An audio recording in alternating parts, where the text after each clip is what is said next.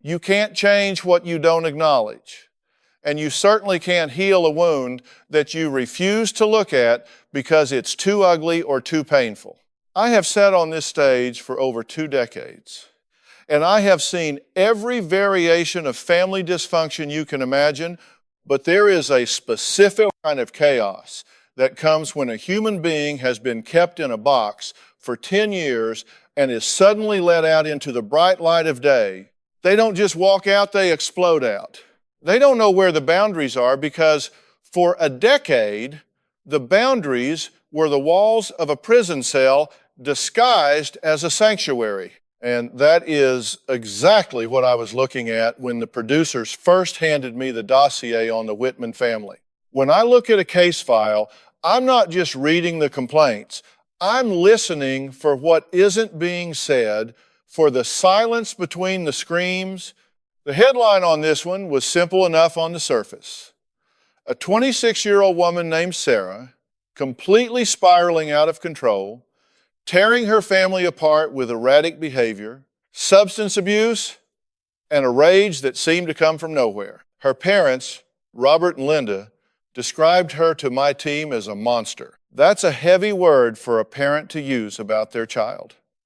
They said she was dangerous, that she was unrecognizable from the sweet girl they knew as a teenager. They sent in home videos that were frankly disturbing to watch footage of Sarah screaming at her mother in a parking lot, throwing clothes out of a second-story window, her eyes wide and frantic, looking like a cornered animal. If you only looked at the tape, you'd say, okay, we have a young woman here who is chemically imbalanced or dealing with a severe personality disorder, but you have to peel the onion. You have to get past the symptom to find the disease. The detail that changed everything for me, the piece of the puzzle that turned this from a standard intervention into something much more complex, was one sentence buried in the intake form. Sarah had just returned home 6 months ago after spending 7 years in a high-control religious sect in rural Montana. She hadn't just gone away to college. She had been isolated, indoctrinated, and psychologically dismantled by a charismatic leader who told her that her family was the enemy and the outside world was evil. Now, she was out, she had escaped, and her parents, God bless them, thought the nightmare was over the day she walked back through their front door. They didn't understand that the physical exit is the easy part. The psychological exit, getting the cult out of the girl, is a war. And right now, Sarah was fighting that war with a scorched earth policy, and her parents were standing directly in the line of fire. I sat in the green room before the show, watching the monitors. I like to observe body language before the red light goes on, before they know I'm really watching. Robert and Linda sat on the couch, stiff as boards. Their arms were crossed. Their legs were crossed. They were closed off, defensive, terrified. They looked like two people who were drowning and waiting for me to throw them a lifeline. But then I looked at the monitor showing Sarah's dressing room. She wasn't sitting, she was pacing. She was talking to herself, gesturing wildly. She was wearing clothes that looked like a teenager's rebellion, starter kit, too much leather, too much makeup, hair dyed a stark, aggressive purple. It was a costume, it was armor. She was trying to project power because inside she felt completely powerless. I turned to my producer and said, she's not crazy, she's terrified. She's screaming for someone to hear her, and these parents are listening to the noise but missing the message. When I walked out onto that stage and the audience settled down, I could feel the tension in the air. It was thick. Robert and Linda were already seated, and I could see Linda's hand shaking where it rested on her knee. I started with them because I needed to establish the baseline of their reality. I asked them simply, why are we here today? Robert took a breath that sounded like a rattle in his chest. He told me that they were afraid Sarah was going to die. He said she was reckless, that she was spending money she didn't have, staying out for 3 days at a time, and associating with people who were clearly bad news. He looked me in the eye and said, "Doctor, Phil, we got her back from that place, but we didn't get our daughter back. It's like she's possessed." I listened, really listened, but I kept my face neutral. I've learned that if you validate the parents too early, you lose the child before they even walk out.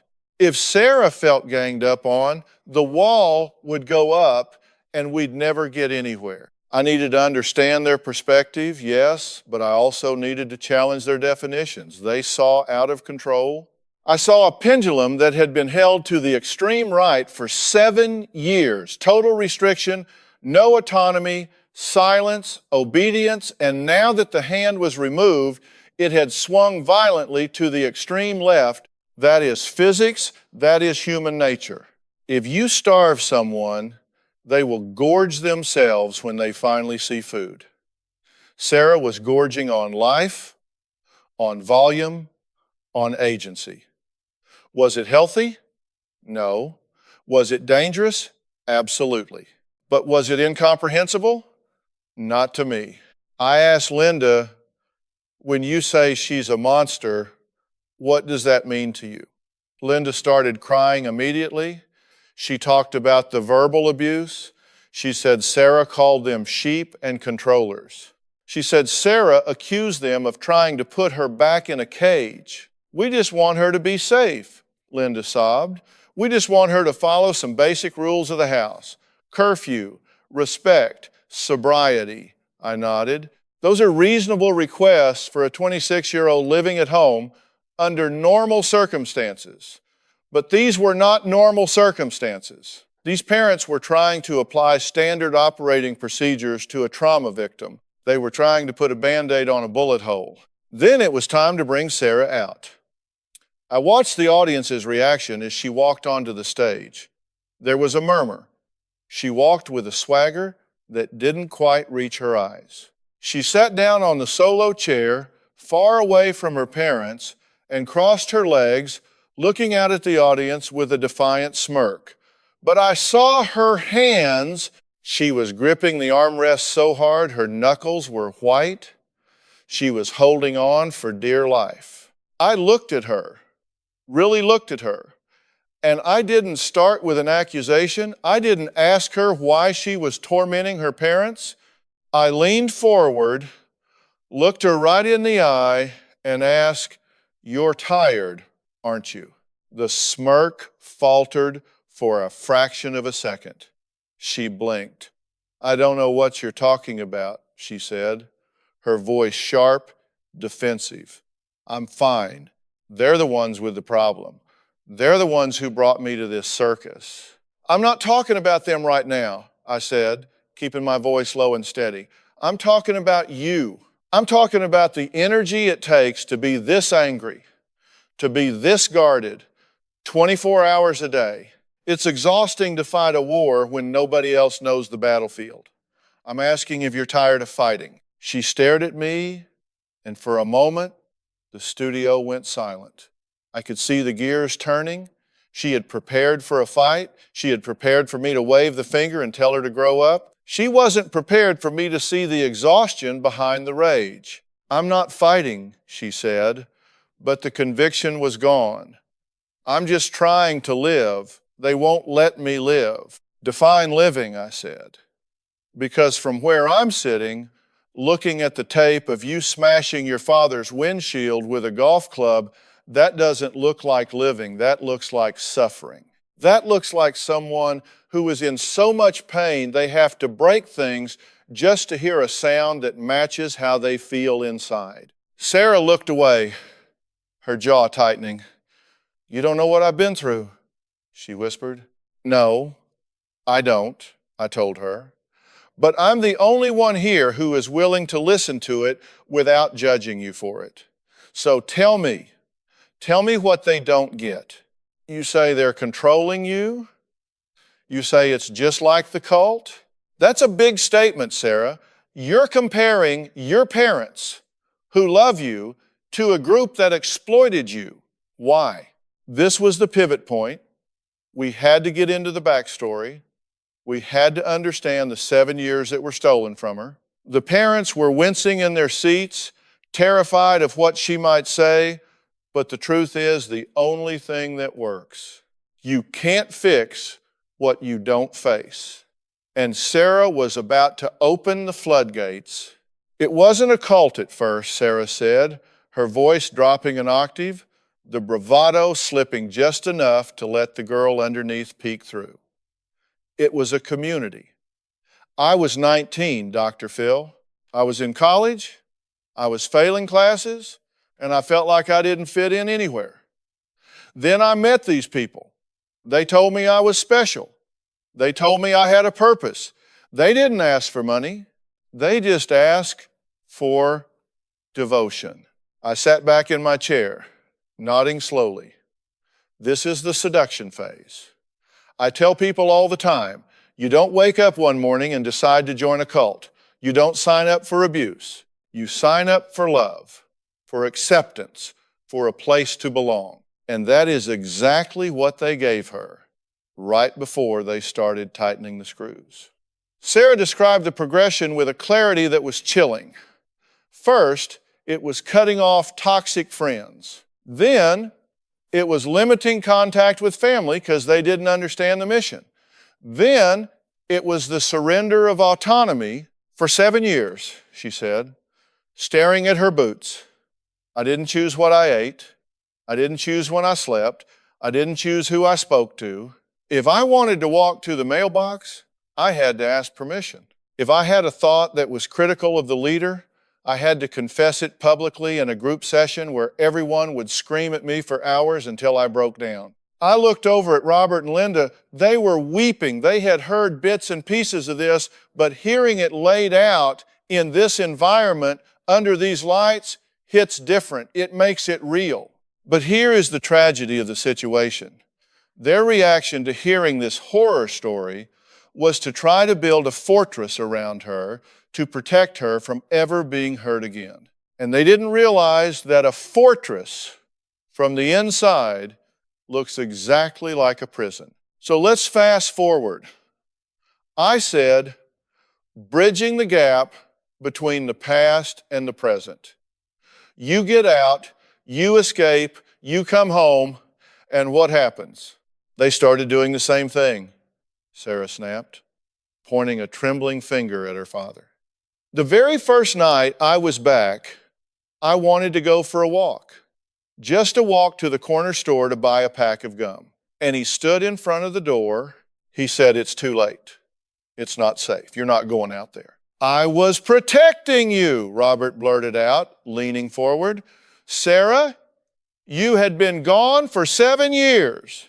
You had no money, no phone, and you were chemically dependent on whatever they had been giving you to keep you docile. You think I'm going to let my traumatized daughter wander the streets at 11 p.m.?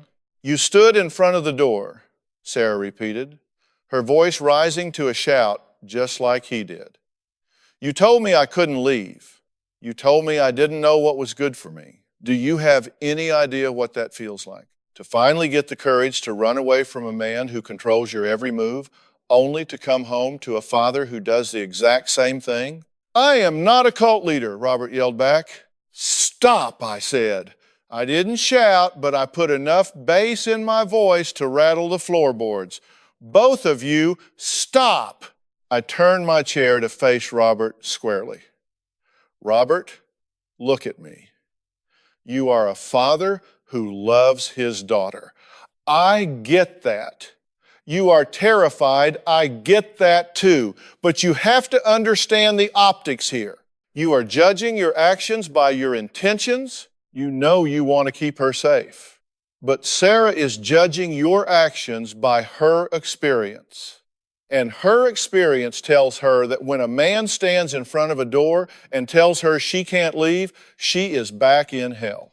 You are triggering the very trauma you are trying to heal. I saw the realization hit him. It wasn't a complete acceptance, but it was a crack in the armor. He slumped back, looking defeated. So what am I supposed to do, he asked, his voice cracking. Just let her run wild? Doctor, Phil, she's doing drugs. She's bringing strangers into our house. She took my credit card and spent $3,000 on junk. She's 26 going on 13. She is 13, I said. Emotionally, she is stunted. You have to understand, Robert, development stops when trauma begins. She went in at 19, but in that environment, she was regressed to a childlike state of dependency. Now she is out, and she is trying to figure out who she is, but she has no tools. She has no coping mechanisms. So she is grabbing at anything that makes her feel powerful. Spending money makes her feel powerful. Yelling makes her feel powerful. Slamming doors makes her feel powerful because for 7 years, she had to be silent. I turned back to Sarah. But that doesn't give you a free pass to burn the house down, Sarah. I'm going to be real with you. Your parents are clumsy. They are scared. They are doing the wrong things for the right reasons. But you are punishing them for crimes they didn't commit. You are projecting the face of your abuser onto the face of your father. And that isn't fair, and more importantly, it isn't working, is it? She crossed her arms, looking away. It's better than being a sheep. Is it? I challenged her. You traded one addiction for another. You traded the addiction of compliance for the addiction of chaos. You're not free, Sarah. You're just reacting. If you are just doing the opposite of what your parents want, they are still controlling you. Think about that. If they say go left and you automatically go right, who is determining your direction? They are. You're still a puppet. You're just dancing to a different song. The audience was dead silent. I could see Sarah chewing on the inside of her cheek. That's a tell. That means I hit a nerve. She knew I was right, but her pride wouldn't let her admit it yet. We were in the escalation phase. Now, I needed to show the audience and the family just how bad things had gotten. I signaled to the production booth. I want to play a clip, I said. This is from 3 days ago. This is inside the family home. Robert, you recorded this on your phone. The screen behind us lit up. The video was shaky, vertical footage.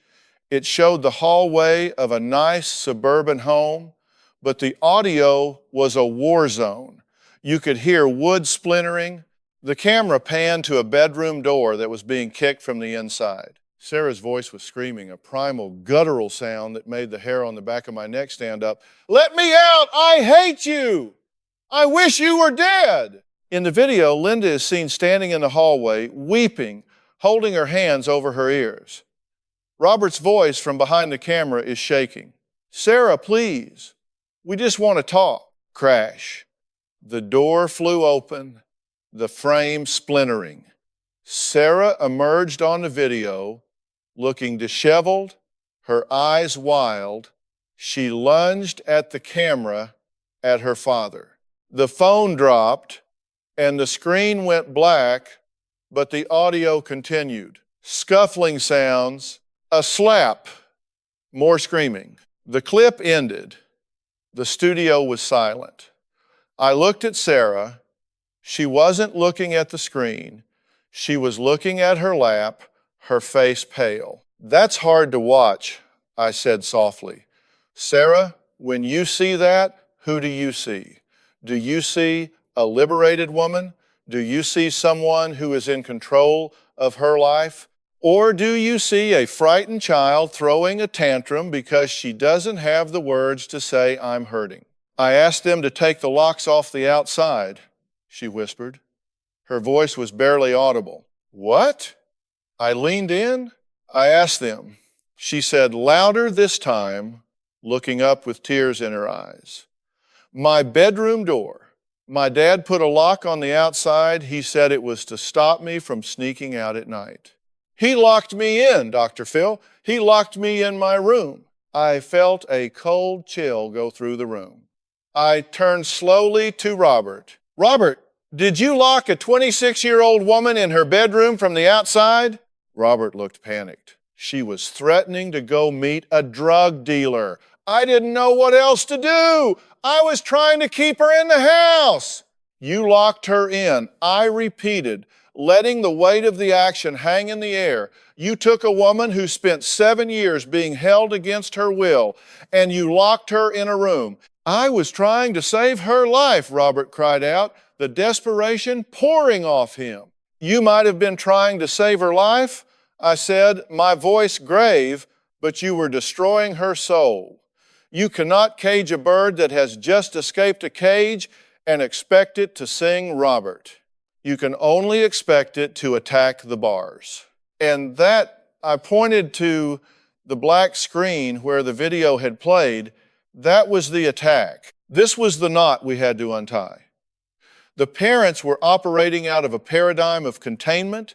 Sarah was operating out of a paradigm of survival. And neither side spoke the other's language. We had defined the problem. We had seen the escalation. Now, we had to break it down before we could build it back up. I needed to confront them not just with their behaviors, but with the reality that if they didn't change course immediately, this family wasn't going to survive. Sarah was going to leave, or die, or end up in prison. Those were the options on the table. And my job was to put a fourth option on the table, healing.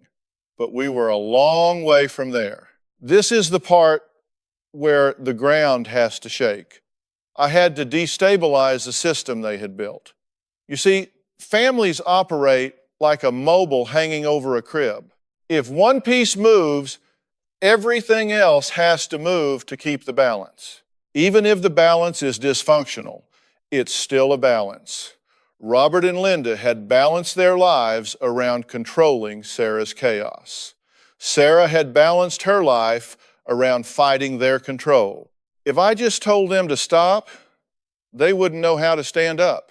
I had to cut the strings. I looked at Robert, really looked at him.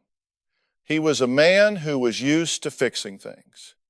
He was probably good at his job, good at managing budgets, good at organizing schedules, but you cannot project manage a human soul. Robert, I said, leaning forward, my voice dropping to that register where I'm not asking, I'm telling. You are playing a game you cannot win. You are trying to use logic and rules to fight a fire that is fueled by trauma and adrenaline. Every time you lock a door, every time you track her phone, every time you stand in her way, you are not being her father.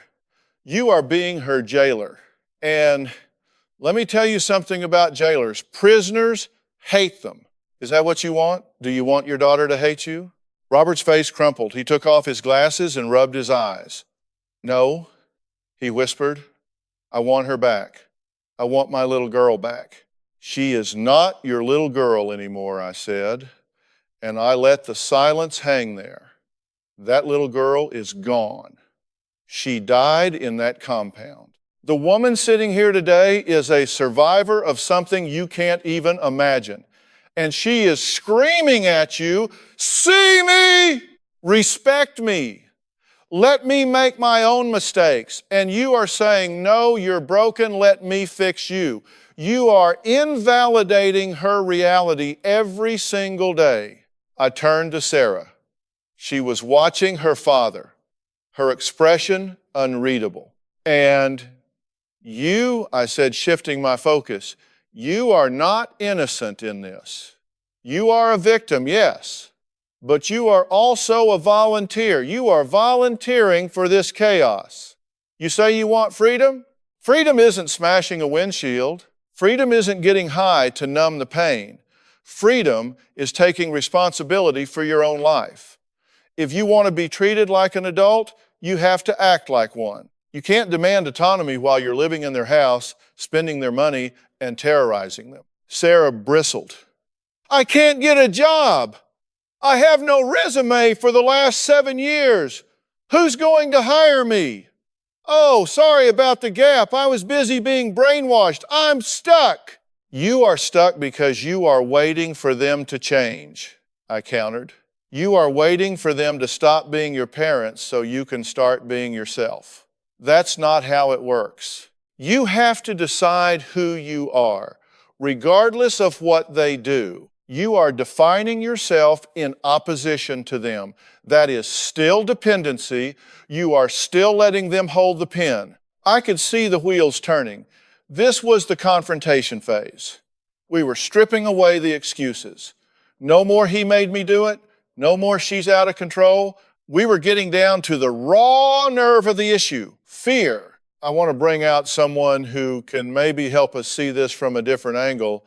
I announced Dr. Charles Sophie is here. He's a psychiatrist. He's a medical director for the County of Los Angeles Department of Children and Family Services.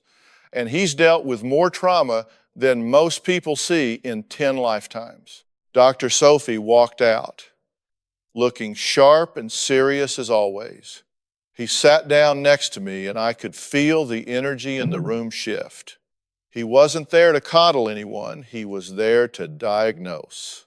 Dr. Sophie, I said, you've heard the story, you've seen the clips, what are we looking at here? Dr. Sophie didn't hesitate. He looked straight at Sarah. We are looking at complex PTSD, he said.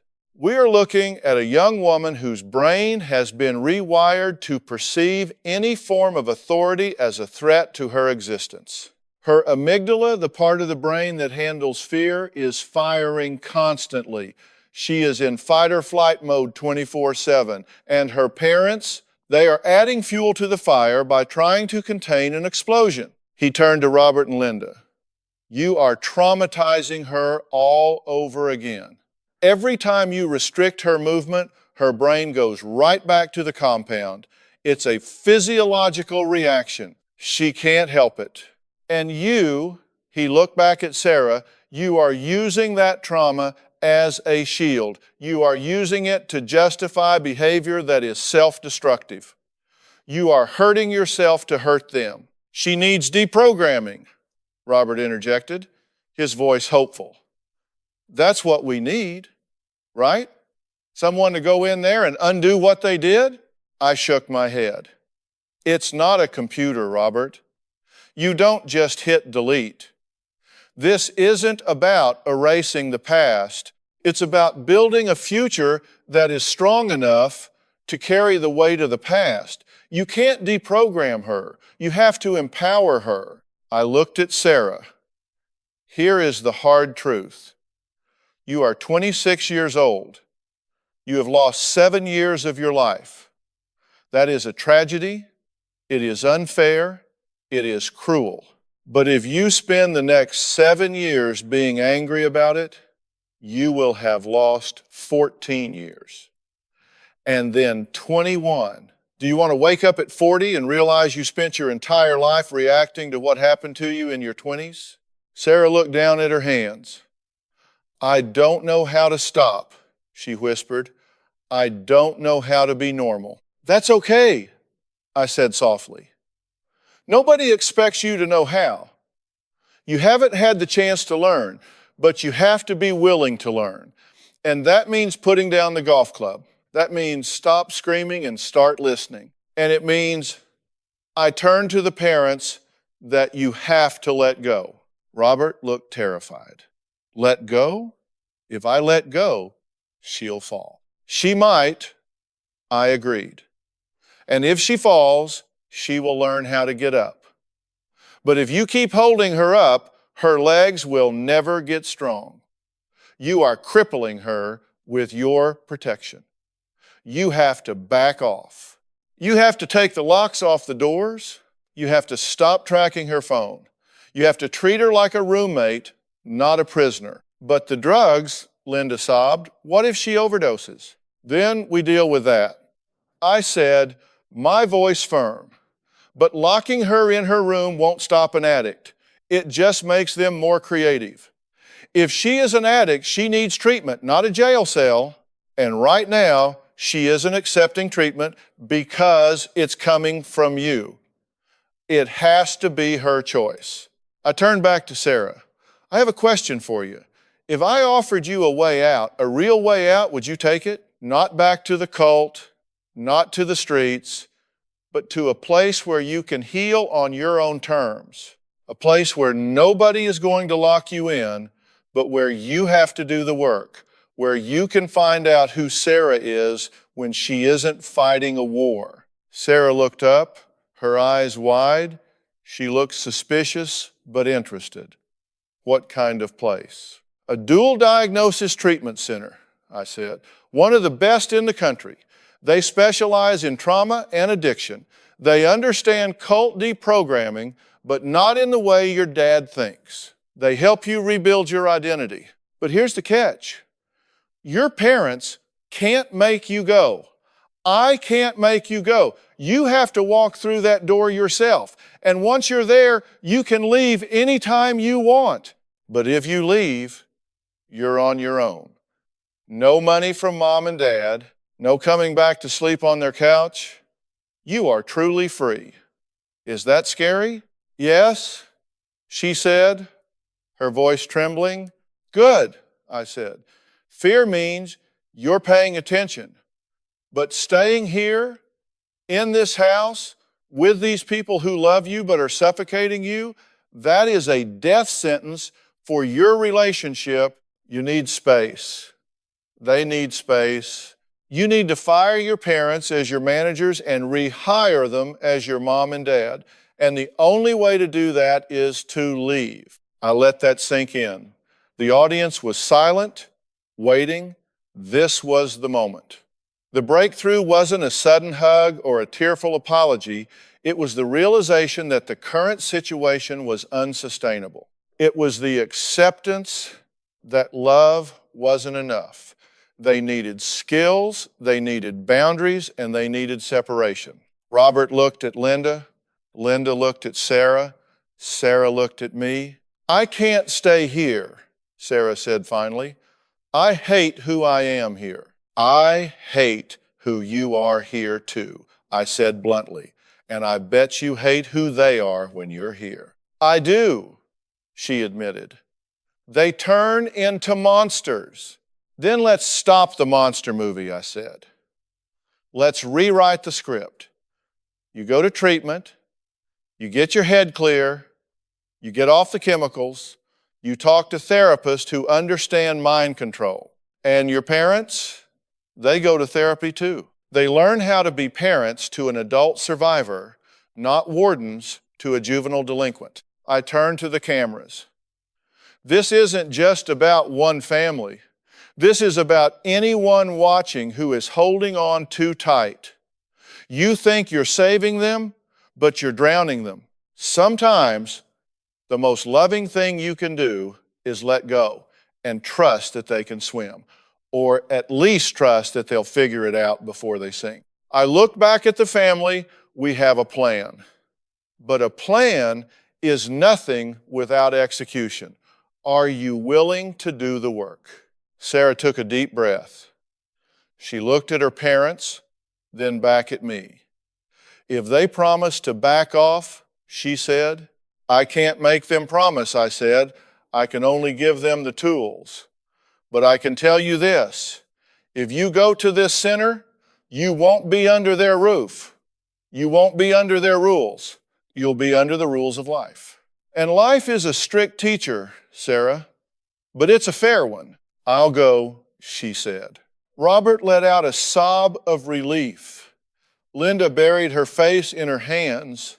Don't celebrate yet, I warned them. Getting her to go is the easy part. Letting her stay there without interfering, without calling every day, without trying to manage her recovery, that is going to be the hardest thing you've ever done. Can you do it? Robert nodded, wiping his face. We have to. We're losing her. You already lost her, I corrected him. Now you have a chance to meet the woman who replaced her, and you might find that you like her if you give her a chance to show up. We were moving towards the outcome now. The decision was made, but the story doesn't end when the cameras turn off. That's when the real work begins. I needed to make sure this wasn't just a TV moment, but a life-changing pivot point. When you send someone away to treatment, especially someone as volatile and deeply wounded as Sarah, you don't just wave goodbye and hope for the best. You have to dismantle the entire infrastructure that allowed the dysfunction to thrive in the first place. This wasn't just about getting Sarah off drugs or deprogramming her from the cult's ideology. This was about rewiring a family system that had become addicted to its own chaos. I turned to Robert and Linda. They looked exhausted, drained, like they had just run a marathon with a piano strapped to their backs. But there was also something else in their eyes: hope. Fragile, terrifying hope. You two, I said, pointing a finger at them, not in accusation, but in instruction. You are about to have a very quiet house. For the first time in 6 months, you won't be listening for footsteps in the hall. You won't be checking to see if the car is gone. You won't be bracing for the next explosion. And that silence is going to be deafening. Linda nodded, wiping a tear from her cheek. I don't know what we'll do with ourselves, she admitted. Our whole lives have revolved around keeping her safe. Exactly, I said. And that's the problem. You have made her illness your identity. You have become professional crisis managers. When she leaves, you are going to feel a void. You are going to feel useless. And the temptation will be to fill that void by calling her, by checking on her, by trying to manage her recovery from 3 states away. Do not do it. I leaned in closer.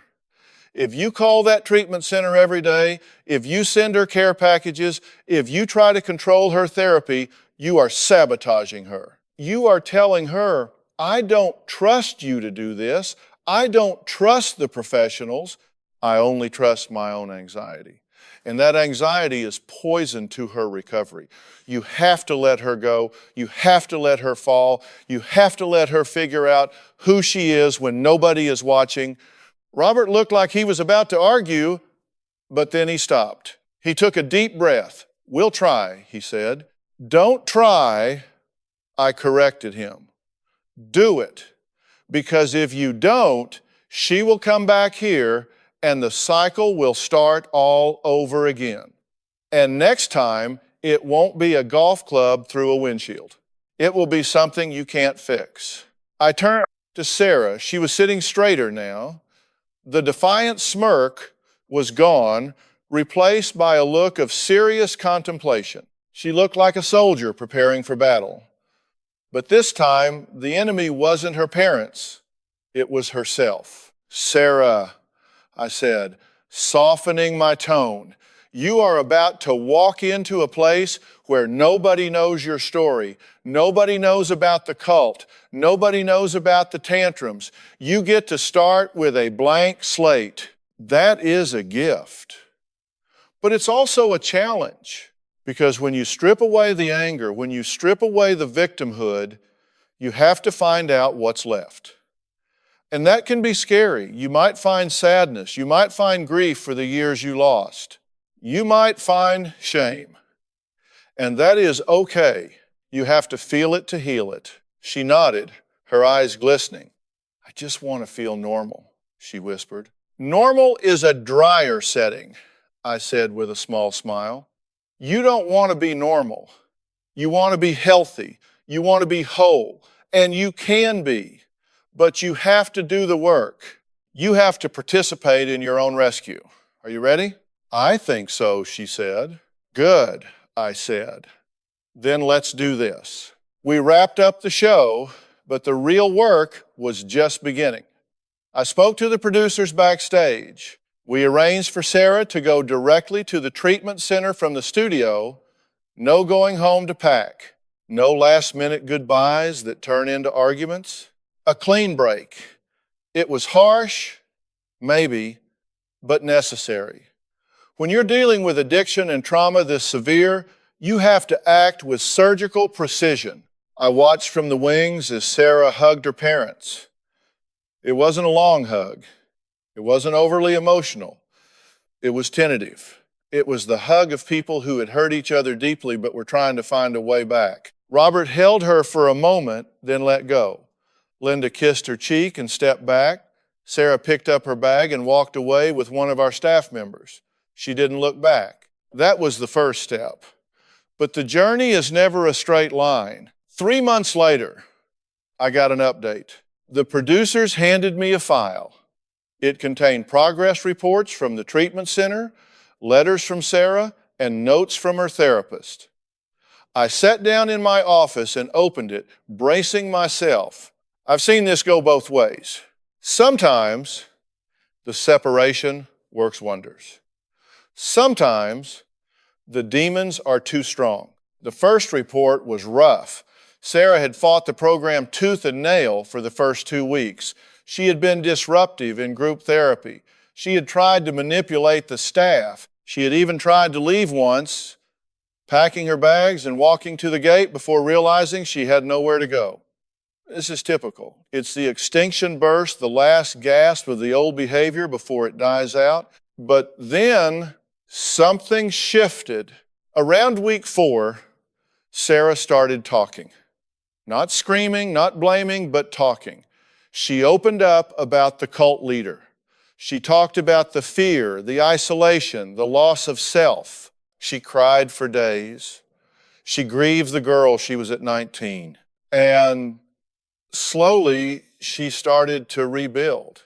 The therapist noted that she had a talent for art. She started painting dark, chaotic images at first, then slowly becoming more structured, more colorful. She started mentoring a younger girl in the program who had also come out of a high control group. She found purpose in shared experience. And Robert and Linda, they had struggled. They had called the center 5 times in the first week. The staff had held the line, politely but firmly telling them that Sarah needed space. Robert had gone to therapy himself. He was learning about codependency. He was learning that his need to control was a trauma response too. Linda had joined a support group for parents of estranged children. She was learning to find her own identity outside of being a mother in crisis. I decided it was time to bring them back, not for a victory lap, but for a check-in. Recovery is a marathon, not a sprint. I wanted to see if the changes were sticking.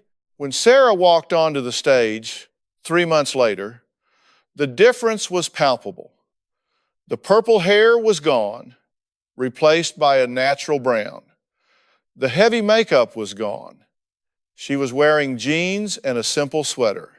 She looked younger, lighter. She walked with a different kind of confidence, not the aggressive swagger of before, but a quiet steadiness. The audience applauded, and this time she smiled, a real smile.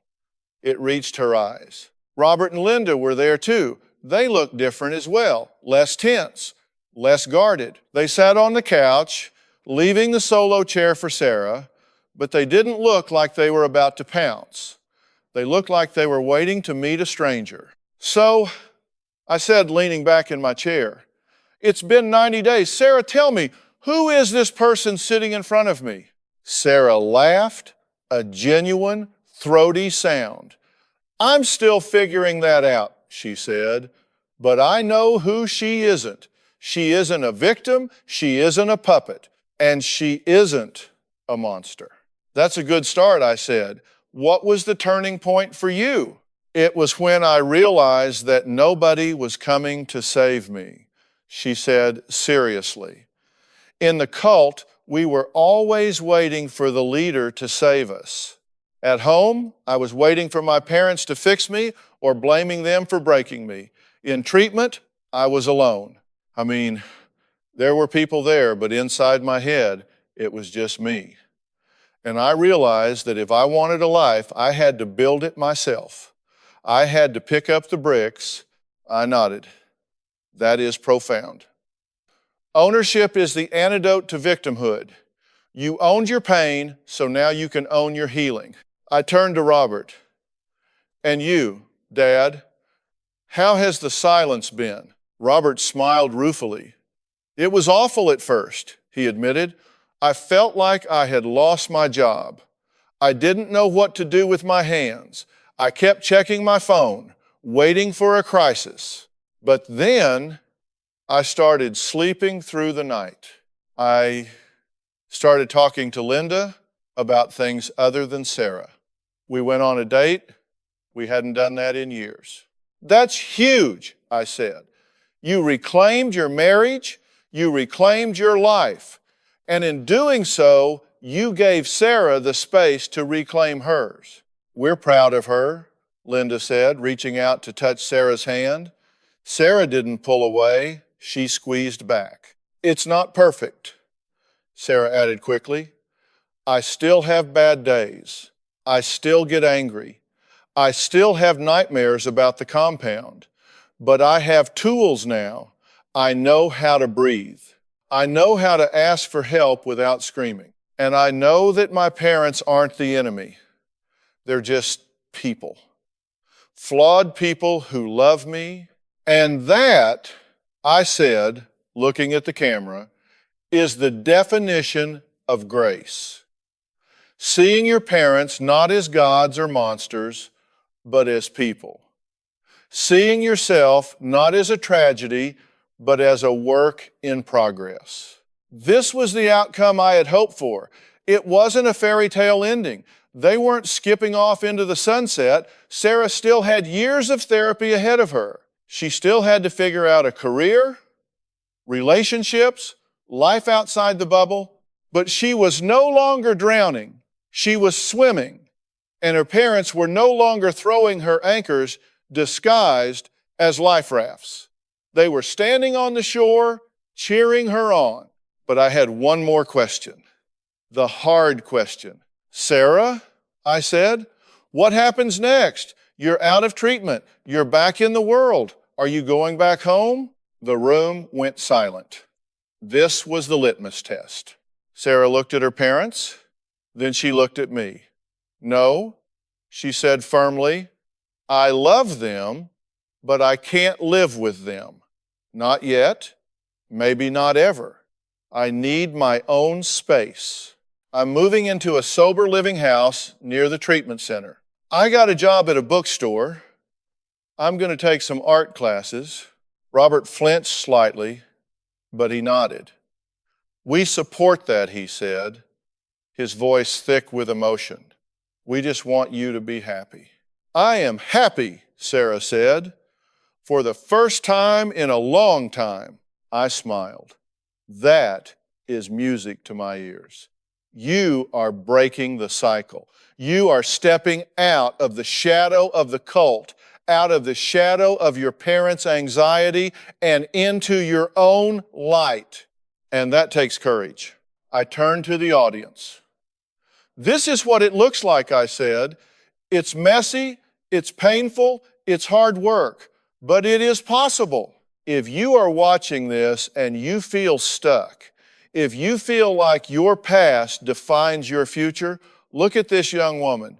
She walked through fire and came out the other side. She didn't let her trauma become her tombstone. She made it her stepping stone. I thank the family, wish them well, and watch them walk off stage together, but separate. Connected by love, but separated by healthy boundaries. That is the goal. When I walked backstage, I felt that familiar mixture of relief and exhaustion. These stories take a piece of you. You invest in them. You fight for them. And when you see a win, even a tentative one, it reminds you why you do this. But as I sat in my dressing room, removing my microphone, I couldn't help but think about the thousands of other Sarahs out there, the ones still in the compounds, the ones still screaming in their bedrooms, the parents still locking doors. We can only save the ones who walk through our doors. But maybe, just maybe, someone watching at home saw themselves in Sarah's eyes and decided to pick up the phone. Maybe someone saw themselves in Robert's fear and decided to unlock a door, and that is why we do the show. To shine a light in the dark corners, to say the things that nobody else will say, to offer a hand to those who are ready to climb out of the hole. Sarah Whitman was a survivor. She was a warrior. And for the first time in 10 years, she was free. Not because she ran away, but because she finally stood still and faced herself. And that is the only freedom that matters. I've often said that you can't change what you don't acknowledge. And that truth applies to the victims of mind control just as much as it does to the perpetrators. As I sat in my office after that follow-up show, I looked at the photos of Sarah from when she first arrived, the purple hair, the defiant sneer, the shattered glass, and I compared it to the woman I had just seen.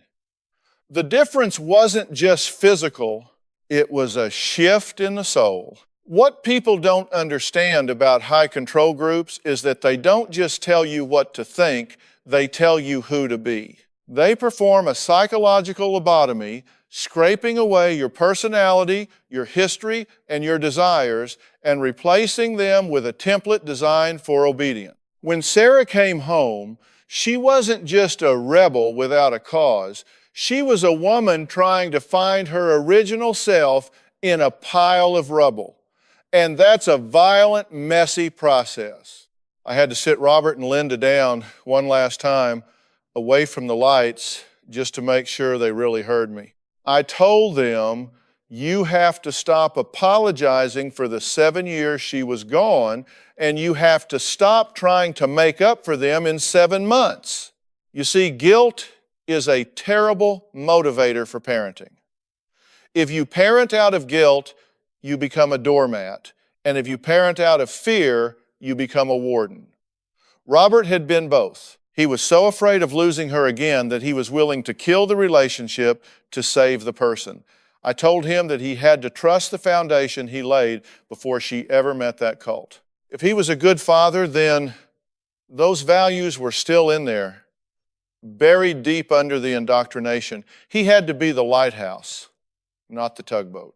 A lighthouse stays in one place, shines a light, and waits for the ship to find its way home. A tugboat tries to pull the ship, often causing more damage in the process. This case was a reminder that the monster we see in others is often just a reflection of their own internal torment. When Sarah was kicking that door, she wasn't kicking at Robert, she was kicking at the walls of the compound that were still standing in her mind. When she was stealing that credit card, she wasn't trying to get rich, she was trying to prove that she had the agency to take what she wanted, something that had been stripped from her for nearly a decade.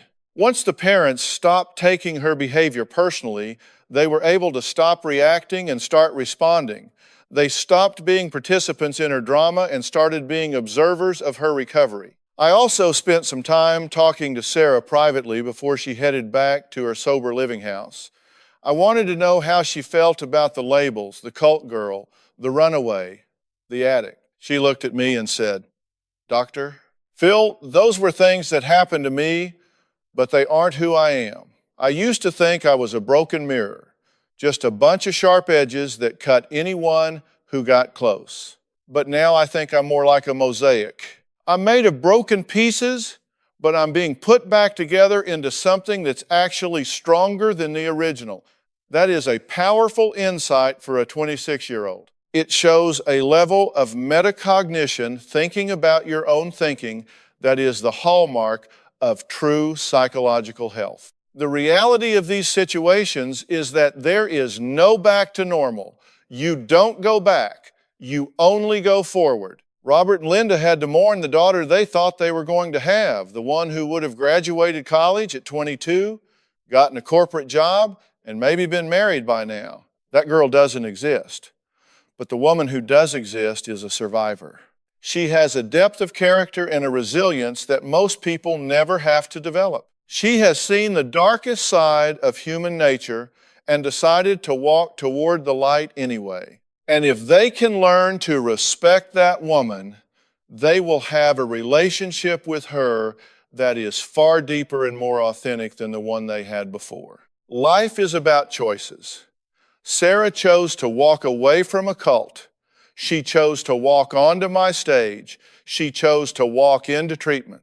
And every day, she chooses to stay in that sober living house and work that job at the bookstore. Some might say that's a small life compared to the grand mission the cult promised her, but they'd be wrong.